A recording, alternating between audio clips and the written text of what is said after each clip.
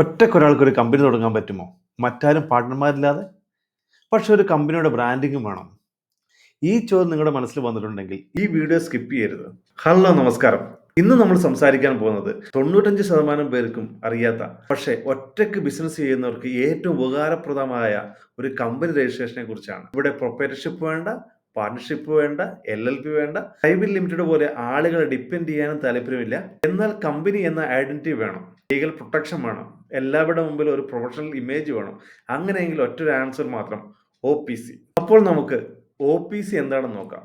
സിമ്പിളായി പറഞ്ഞാൽ OPC എന്നത് വൺ പേഴ്സൺ കമ്പനി എന്നാണ്. ഇതിൽ ഒരാൾ മാത്രം ഉടമസ്ഥനായുള്ള ഒരു പ്രൈവറ്റ് ലിമിറ്റഡ് കമ്പനിയാണ്. OPCയിൽ ഓണർ നിങ്ങളാണ്, ഡയറക്ടർ നിങ്ങളാണ്.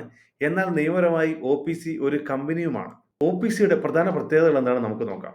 ആദ്യം പറയാനുള്ളത് OPC തുടങ്ങാൻ പാർട്ണർ ആവശ്യമില്ല എന്നാണ്. മറ്റൊന്ന്, ഇത് ഒരു ലിമിറ്റഡ് ലയബിലിറ്റി കമ്പനിയാണ്. അതായത് ബിസിനസ് നഷ്ടം വന്നാൽ നിങ്ങളുടെ പേഴ്സണൽ അസറ്റിനെ ബാധിക്കില്ല. മറ്റൊരു കാര്യം, കമ്പനിക്കും ഓണറിനും നിയമപരമായി രണ്ട് വ്യത്യസ്തമായ വ്യക്തിത്വങ്ങളാണ്. ഇതാണ് OPCയുടെ ഏറ്റവും വലിയ ഒരു പ്ലസ് പോയിന്റ്. OPC ആർക്കെല്ലാം തിരഞ്ഞെടുക്കാമെന്ന് നോക്കിയാൽ, ഫ്രീലാൻസേഴ്സ്, കൺസൾട്ടന്റ്, ആമസോൺ, ഫ്ലിപ്കാർട്ട് പോലുള്ള ഓൺലൈൻ പോർട്ടലുകളിൽ പ്രൊഡക്റ്റ് സെല് ചെയ്യുന്നവർ, അതേപോലെ തന്നെ സ്മോൾ ബിസിനസ് ഒറ്റയ്ക്ക് ചെയ്യുന്നവർ, അല്ലെങ്കിൽ പ്രൊപ്പറേറ്റർഷിപ്പിൽ നിന്നും ഒരു സ്റ്റെപ്പ് മുന്നോട്ട് പോകാൻ ആഗ്രഹിക്കുന്നവർക്കും OPC നല്ല ഒരു ഓപ്ഷനാണ്. ഇപ്പോൾ പലർക്കും ഒരു ഡൗട്ട് ഉണ്ടാവും, OPCയും പ്രൈവറ്റ് ലിമിറ്റഡ് കമ്പനിയും തമ്മിലുള്ള വ്യത്യാസം എന്താണെന്ന്. അതിനുത്തരം, OPCയിൽ ഒറ്റ ഡയറക്ടർ മതി, അതേസമയം പ്രൈവറ്റ് ലിമിറ്റഡ് കമ്പനിയിൽ കുറഞ്ഞത് 2 പേരെങ്കിലും വേണം. OPCയിൽ ഡിസിഷൻ മേക്കിംഗ് വളരെ ഫാസ്റ്റ് ആണ്. പ്രൈവറ്റ് ലിമിറ്റഡ് കമ്പനിയിൽ പാർട്ട്നേഴ്സ് നമ്മൾ ഡിപ്പെൻഡ് ചെയ്യണം. ചിലർക്ക് ഡൗട്ട് ഉണ്ടാകാം, പ്രൊപ്പറേറ്റർഷിപ്പിലും ഒറ്റയാളല്ലേ, OPCയിലും ഒരാളല്ലേ ഉള്ളൂ, പിന്നെ എന്തിന് ഒരു OPC കമ്പനി ആക്കണമെന്ന്? അതിനുള്ള ഉത്തരം ഇതാണ്. പ്രൊപ്പറേറ്റർഷിപ്പിൽ കമ്പനിക്ക് നിയമപരമായ സെപ്പറേഷൻ ഇല്ല.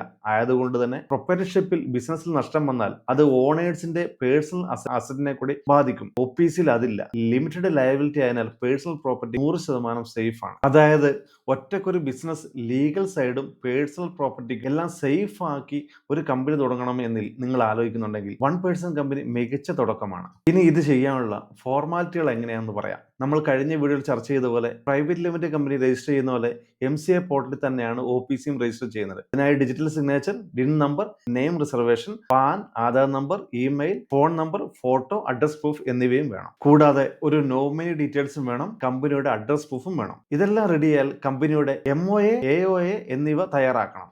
MCA പോർട്ടൽ വഴിയാണ് ഇത് ഫയലിംഗ് നടത്തുന്നത്. വെരിഫിക്കേഷൻ പൂർത്തിയാവുന്ന മുറയ്ക്ക് ഇൻകോർപ്പറേറ്റ് സർട്ടിഫിക്കറ്റ് ലഭിക്കുന്നതായിരിക്കും. അതോടൊപ്പം തന്നെ കമ്പനിയുടെ പാൻ, ടാൻ എന്നിവ ഓട്ടോമാറ്റിക്കായി ജനറേറ്റ് ആവുന്നതാണ്. സാധാരണയായി രജിസ്ട്രേഷൻ പൂർത്തിയാകാൻ 7 ദിവസം മുതൽ 10 ദിവസം വരെ എടുക്കാറുണ്ട്. ഇവിടെ രജിസ്ട്രേഷൻ സ്റ്റെപ്പുകൾ വളരെ സിമ്പിളായി പറഞ്ഞതേ ഉള്ളൂ. പക്ഷെ മിക്കപ്പോഴും സാധാരണക്കാരായ ഒരാൾക്ക് പ്രൈവറ്റ് ലിമിറ്റഡ് കമ്പനി പോലെ തന്നെ OPCയും സ്വന്തമായി ചെയ്യാൻ കുറച്ചൊരു ബുദ്ധിമുട്ടുള്ള കാര്യമാണ്. ആയതിനാൽ ഒരു CAയുടെയോ ഇമിത്രം CSP പോലുള്ള ജനസേവന കേന്ദ്രങ്ങളെ ആശ്രയിച്ച് നമുക്ക് രജിസ്ട്രേഷൻ പൂർത്തിയാക്കാവുന്നതാണ്. അടുത്ത വീഡിയോയിൽ മറ്റൊരു ബിസിനസ് ടോപ്പിക്കുമായി വീണ്ടും കാണാം. ബൈ.